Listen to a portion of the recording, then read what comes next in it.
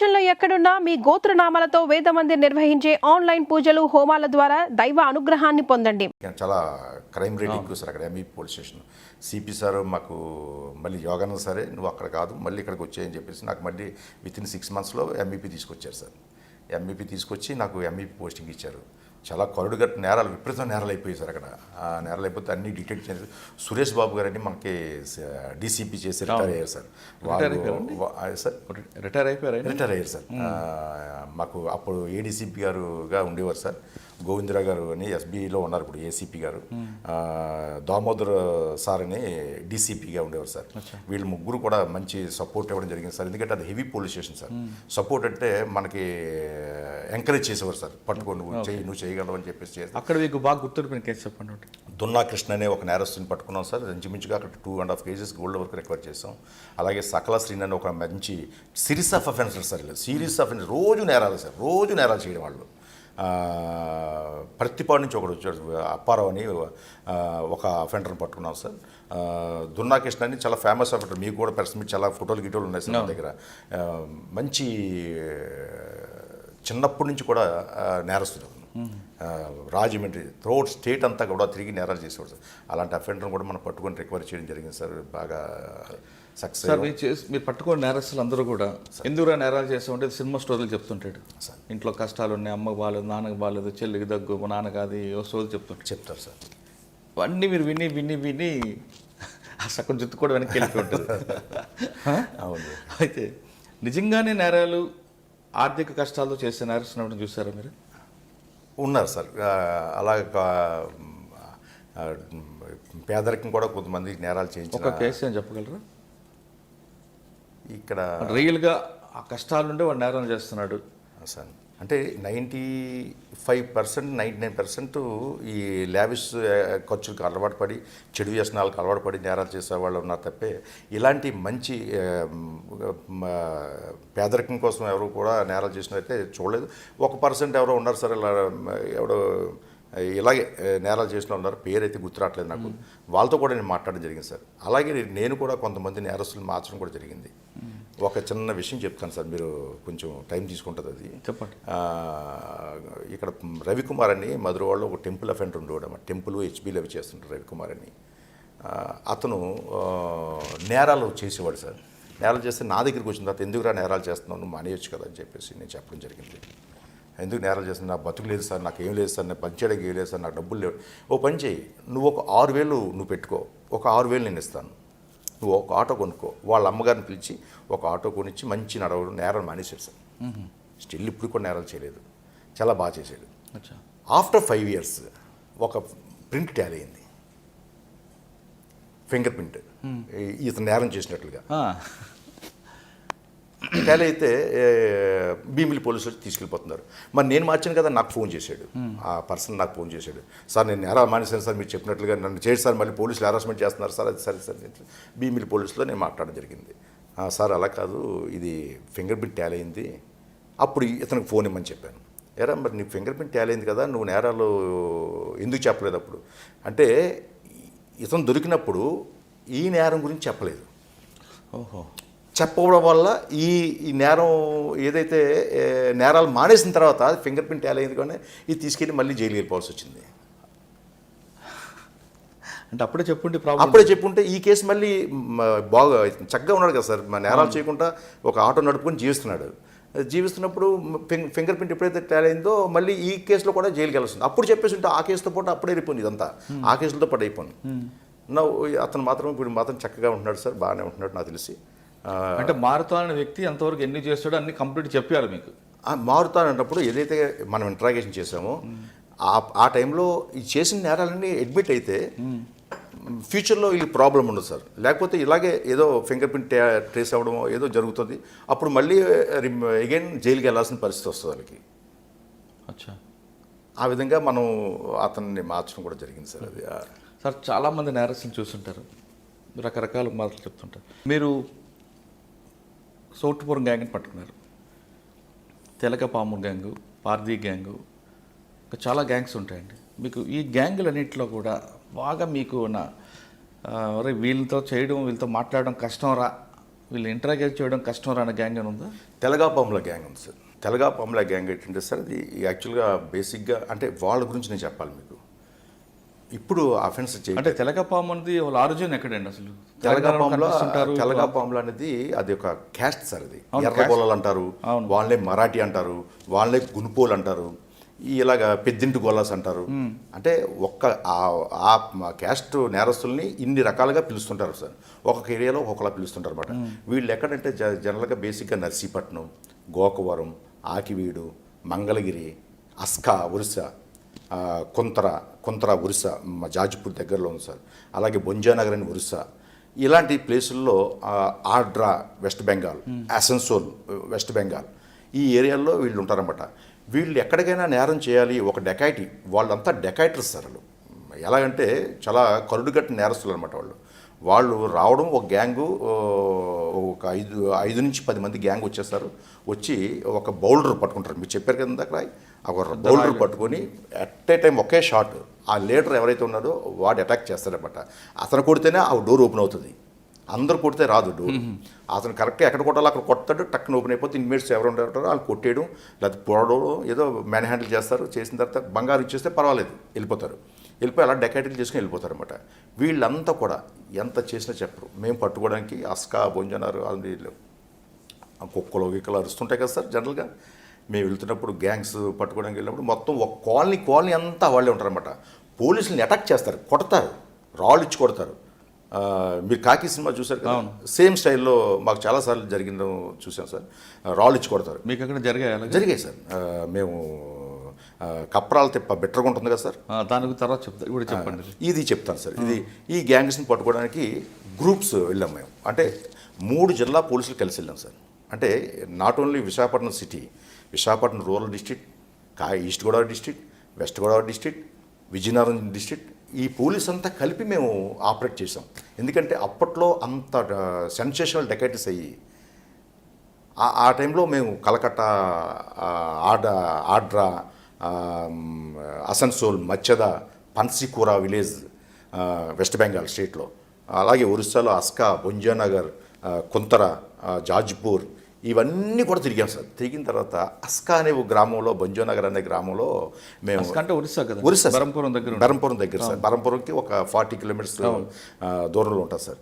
అక్కడ నుంచి 40 కిలోమీటర్స్ డిస్టెన్స్లో బొంజానగర్ ఉంటుంది సార్. బొంజానగర్ అనే ఊరు వెళ్ళాం సార్. అక్కడ నాగెళ్ళ కాశీరావు, దాసు బల్లు, ఎలాంటి క్రిమినల్స్ అంటే చూడడానికి మనకే అదొకలా, వాళ్ళని చూస్తుంటే నాకు అలాగ అనిపిస్తుంది, భయంగా ఉంటుంది అనమాట. వాళ్ళు నేరం చేస్తే నార్మల్ పీపుల్ ఎలాగా జడిసిపోతారు సార్. అక్కడికి వెళ్తే అక్కడ మేము పట్టుకొని తీసుకొస్తుంటే రాళ్ళు ఇచ్చి కొట్టిన లోపల సార్ పాములు, వాళ్ళు పాములు పెంచుతారు సార్. ఆ పాములు కూడా మా మీద తీసేసిన రోజులు ఉన్నాయి. అయినా ఎక్కడ వదలకుండా తీసుకొచ్చి మనం అరెస్ట్ చేసి రికవరీ సుమారు ఒక 4.5 kgs గోల్డ్ రికవర్ చేసాం సార్. వాళ్ళందరూ గోల్డ్ ఎక్కడ ఇంట్లో పెట్టుకుంటారా, ఎక్కడైనా ఎవరికైనా కుదవకిస్తారా? వీళ్ళు ఏం చేస్తారంటే సార్, నేరం చేసిన వెంటనే ఏదో వాళ్ళు చెట్లు తోటలో ఎక్కడో చెట్టు కింద మొదలు కప్పెట్టేస్తారు సార్. వాళ్ళు తర్వాత పార్ట్ ఆఫ్ ది ప్రాపర్టీ అలా కొంత ఒక వాళ్ళకి సెపరేట్గా ఒక గోల్డ్ షాప్ వాళ్ళని పెట్టుకుంటారు. వాళ్ళకే అమ్ముతారు మేడం. వాళ్ళు ప్రొఫెషనల్ రిసీవర్స్ అనమాట. వీళ్ళ దగ్గర వాళ్ళే కొంటారు అక్కడ. అంటే మేము ఆడ్రా దగ్గర రికవర్ చేసాం సార్, వెస్ట్ బెంగాల్లో, భువనేశ్వర్లో రికవర్ చేసాం, కటక్లో రికవర్ చేసాం. అలాగా మన అసన్సోల్ అని ఒక ఊరు ఉంది వెస్ట్ బెంగాల్లో, అక్కడ కూడా రికవర్ చేయడం జరిగింది. మొత్తం అంతా వాళ్ళ దగ్గర. ఆ గ్యాంగ్ని పట్టుకోవడం బాగా కష్టమైందా మీకు? కష్టమైంది సార్. మాకు అటాక్ కూడా జరిగింది. అస్కాలో అయితే పోలీసుల్ని ఎత్తుకుని వెళ్ళిపోయారు అక్కడికి. మమ్మల్ని మా వాళ్ళు 2 హెడ్ కానిస్టేబుల్ని తీసుకొని గ్యాంగ్ తీసుకుపోయారు. వాళ్ళు నుద్దులమని మా బస్సుల మీద రాళ్ళు అటాక్ చేయడం కూడా జరిగింది. మరి వాళ్ళిద్దరిని ఎలా కాపాడారు? వాళ్ళిద్దరిని కాపాడాం సార్. అక్కడ లోకల్లో మాకు ఎంఎస్ ప్రకాశ్రావు గారిని ఆ టైంలో 93లో ఈ సిఐ గారు ఉండేవారన్నమాట. అప్పుడు నేను కాల్ చేస్తానని చెప్పేసి ఫైట్ చేయడం జరిగింది సార్. అప్పుడు పెద్ద మనుషులందరూ వచ్చి అక్కడ లోకల్ పోలీస్ అంతా సపోర్ట్తో పెద్ద మనుషులతో మాట్లాడి వాళ్ళని తీసుకురావడం జరిగింది. మనకి అప్పుడు ఇబ్బంది లేకుండా జరిగింది సార్. మీకు వ్యక్తిగతంగా మీ మీద దాడి జరిగిన కేసులు ఉన్నాయా?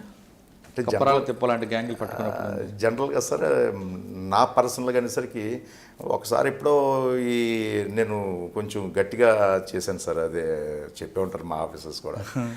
చేసి జరిగినప్పుడు ఇదే ట్రైడ్ ప్రతిసారి మనల్ని పట్టుకుంటాడు వీడు, ఎప్పుడు కూడా ఈడే మనల్ని పట్టుకుంటాడు, మనం నేరాలు చేయలేకపోతున్నాం అని చెప్పేసి జైల్లో మాట్లాడుకొని వాళ్ళ పిల్లల్ని కిడ్నాప్ చేద్దాం అని చెప్పేసి చెప్తుండగా ఒక ఉమెన్ కానిస్టేబుల్ ఎస్కాట్లో అనుకున్న మాటలు నాకు చెప్పిందనమాట.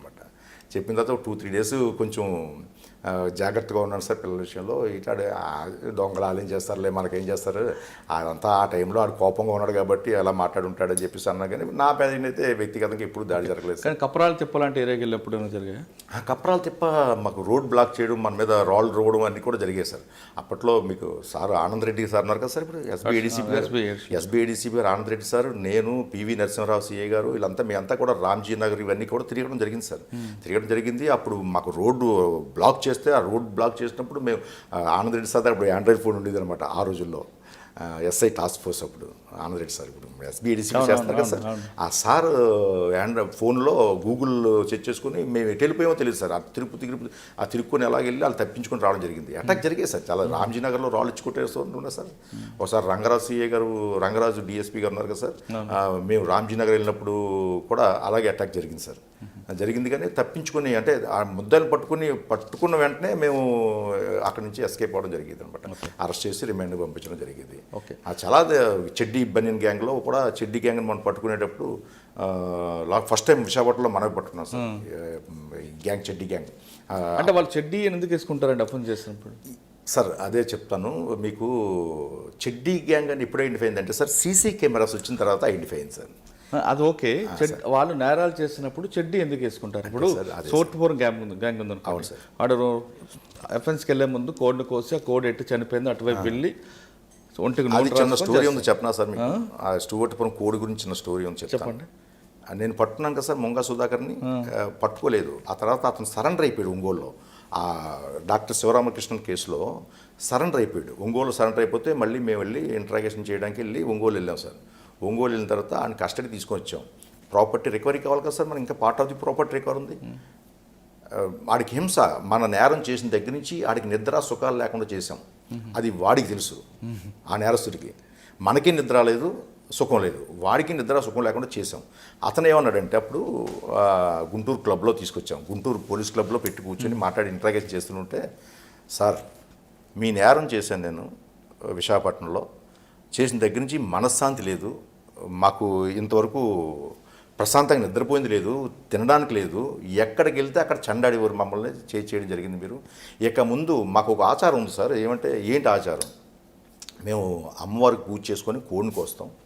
కోడిని కోసిన తర్వాత ఆ ముక్కు ఎటు పెడితే అటు నేరానికి వెళ్తాం, మేము సక్సెస్ అవుతాం. మేము మీ విశాఖపట్నం వైపు ముఖం పెట్టినా సరే కానీ, ఆ ముక్కు పెట్టినా కానీ అది ఇటు తిప్పి ఇటు వెళ్ళిపోతాం తప్పితే విశాఖపట్నం నేరానికి రావు సార్, దయచేసి మమ్మల్ని నమ్మండి సార్ చెప్పేసి ఆ ముంగా సుధాకర్ అనే క్యాండిడేట్ ఆ వ్యక్తి నాకు చెప్పడం జరిగింది. ఓకే, అది ఆచారం అది సార్. ఓకే, ఒక్కొక్కరు ఒక స్టైల్ ఉంటుందండి. కోడి ముక్కు ఎటువైపు వెళ్తుందో అటువైపు వెళ్తారు, నూనె రాసుకుంటారు కొంతమంది, ముఖం గుర్తు పట్టకుండా కొంతమంది తయారవుతుంటారు.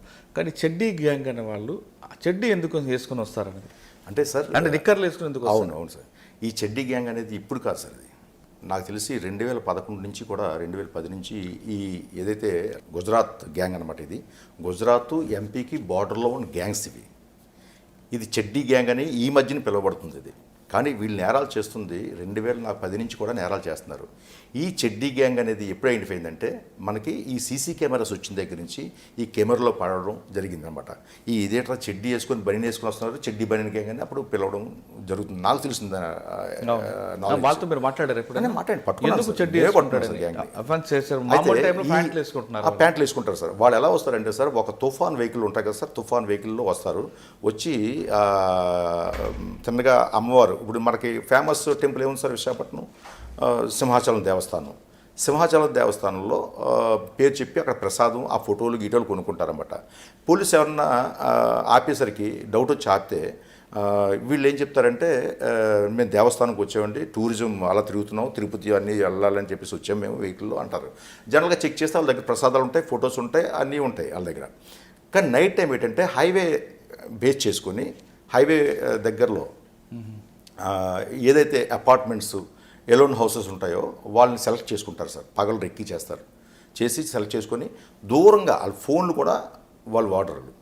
చెడ్డీ ఈ బనీని ఎందుకు పెట్టుకున్నారంటే దానికి ఒక టవల్ కూడా కడతారు. మీరు చూడండి, అబ్జర్వ్ చేయండి. దానికి బట్టలన్నీ తీసి ఒక అవుట్స్కట్స్లోకి వెళ్ళిపోయి ఆ అపార్ట్మెంట్ దగ్గరలో డ్రెస్ చేంజ్ చేస్తారు. డ్రెస్ చేంజ్ చేసి డ్రెస్ పట్టుకుంటాడు ఒకడు, ఒక 5-6 కలిపి అటాక్ చేస్తారు. ఒక అపార్ట్మెంట్కు 4-5 ఇల్లు టక్క టక్క టక్క బ్రేక్ చేస్తారు. ఈ చెడ్డీ వేసుకొని బనీని వేసుకుంటారు కదా సార్, ఈ టవల్ కట్టుకుంటారు. ఆ టవల్ కట్టుకుని దాంట్లో రాళ్ళు పెట్టుకుంటారు. వాళ్ళు రాళ్ళు పెట్టుకొని ఎవరైనా ఈ ఇన్మేట్స్ లేచినా లేకపోతే పోలీసులు ఎవరన్నా చూసి వెంబడించినా ఈ రాళ్ళతో కొడతారన్నమాట. మనకి వాళ్ళు ఎస్కేప్ అవ్వడానికి ఈ రాళ్ళతో కొట్టి వాళ్ళు ఎస్కేప్ అవుతారన్నమాట. ఆ విధంగా ఈ చెడ్డీ వేసుకొని బనీని వేసుకొని ఐడెంటిఫై అవ్వకుండా ఈ తలపాకు అది చుట్టుకుంటారు కదా సార్, టవల్ కట్టుకుంటారు. కట్టుకొని ఈ చెడ్డీ ఇది మాత్రం టవల్లో మాత్రం రాళ్ళు పెట్టుకొని వస్తారన్నమాట, రాళ్ళతో కొట్టడానికి మాత్రం. ఆ విధంగా ఆ నేరాలు చేస్తారన్నమాట. వాళ్ళతో నేను మాట్లాడాను సార్, మేము పట్టుకోవడం కూడా జరిగింది. మనమే పట్టుకున్నప్పుడు చెడ్డీ గ్యాంగ్ దాదాపు 40 సంవత్సరాల్లో చాలా గ్యాంగ్స్ పట్టుకున్నారు, వాళ్ళతో మాట్లాడుతుంటారు, ఇంటరాగేషన్ ఇదంతా నడుస్తుంటుంది. మనకు ఒక సామెత ఉంటుంది, 6 నెలలు వీరితో తిరిగితే వారు వీరవుతారని. ఆ విధంగా ఎవరైనా నేరస్తులు మిమ్మల్ని వాళ్ళ బ్యాక్లో తిప్పుకోవాలని ఎవరైనా ట్రై చేశారా? అటువంటి అవకాశం అయితే లేదు సార్, అలాంటి అవకాశం లేదు. ఎప్పుడు కూడా గుడ్ ఫెయిత్తో పనిచేయాలనే ఉద్దేశంతో మనం ప్రజలకు ఉపయోగపడాలి, మనకి పోలీస్ వ్యవస్థకి పేరు రావాలి అన్న ఉద్దేశంతో ఏది కూడా ఆఫీసర్ నాలెడ్జ్ లేకుండా, ఆఫీసర్కి తెలియకుండా ఏ పని చేయడం కానీ జరగలేదు సార్ ఇంతవరకు. ప్రతి ఇష్యూ కూడా ఈ ఇన్ఫర్మేషన్ వచ్చింది, ఈ పలానా గోల్డ్ ఒక దగ్గర ప్లెడ్జ్ పెట్టున్నాడు ఒక నేరస్తుడు, సార్ ఇలాగ వచ్చింది ఇన్ఫర్మేషను, ఇలా వెళ్తున్నాను నేను, మీరు పర్మిషన్ ఇస్తే నేను పట్టుకుంటాను అని చెప్పేసి ఆఫీసర్ దృష్టిలో పెట్టి వెళ్ళడమే కానీ సార్ వితౌట్ ఆఫీసర్ నాలెడ్జ్ నేను ఎప్పుడు కూడా ఏ పని కూడా చేయలేదు సార్. అందుకనేమో 39 సంవత్సరాల క్రైమ్లో ఉన్నానేమో అనిపిస్తుంది ఒక్కోసారి. ఓకే, కానీ కొంతమంది నేరస్తులు కానీ కొంతమంది ఇన్ఫార్మేట్స్ కానీ పక్కదో పట్టాలని కూడా కొన్నిసార్లు చేస్తుంటారు, మిమ్మల్ని మిస్గైడ్ చేయాలని. ఆ విధంగా ఎవరైనా ఎదురుపడ్డారా? ఉంటుంది సార్, ఎక్కువ గ్యాంగ్స్లో ఎక్కువ ఉంటుంది సార్. ఈ తెలగపాములో గ్యాంగ్స్ ఉన్నాయి కదా సార్, ఈ గ్యాంగ్స్ స్టూవర్ట్పురం గ్యాంగ్స్లో ఎక్కువ ట్రాప్ చేస్తారు. ఎవరైతే వీక్ పర్సన్ ఉంటారో పోలీసులో వాళ్ళకి ఈ అమ్మాయి రూపాల్లో కానీ నేను విన్నాను కానీ నేను పర్టికులర్ చూడలేదు. ఈ ట్రాప్ చేయడం జరుగుతుంది, డబ్బులు ఇచ్చి తిప్పుకోవడానికి అట్లాంటివి జరుగుతుంటాయి, కానీ నేనైతే చూడలేదు. వాళ్ళు మాట్లాడుకోవడం క్రిమినల్స్ మాతో జర్నీ చేసినప్పుడు వాళ్ళు మాట్లాడుకున్న మాటలను బట్టి మనం వినడం తప్పితే నేనైతే ఎప్పుడు చూడలేదు సార్. అలానే తర్వాత సార్ క్రైమ్ పార్టీలో కొంతమంది కానిస్టేబుల్స్కి నేరస్తుల భార్యలతో అక్రమ సంబంధాలు ఉంటాయి, నేరస్తుడికి జైలు పంపిన తర్వాత వాళ్ళతో కాపురాలు చేస్తుంటారు అన్నది ఒక ఆరోపణ ఉంది, అది వాస్తవం అంటారు? అది అవాస్తవం సార్. ఒక విధంగా ఉంటుంది సార్, ఎందుకంటే నేరస్తులు భార్యలతో వేరే నేరస్తులు కాంట్రాక్ట్స్ పెట్టుకుంటారు సార్. వాడు జైలుకి వెళ్ళిపోగానే వీడు కాంట్రాక్ట్ పెట్టుకున్న చూసాం మేము, కానీ సార్ ఈ పోలీసులు ఇలాంటి కాంట్రాక్ట్స్ అనేది ఇప్పుడు చూడలేదు సార్, నేను వినలేదు కూడా. ఓకే,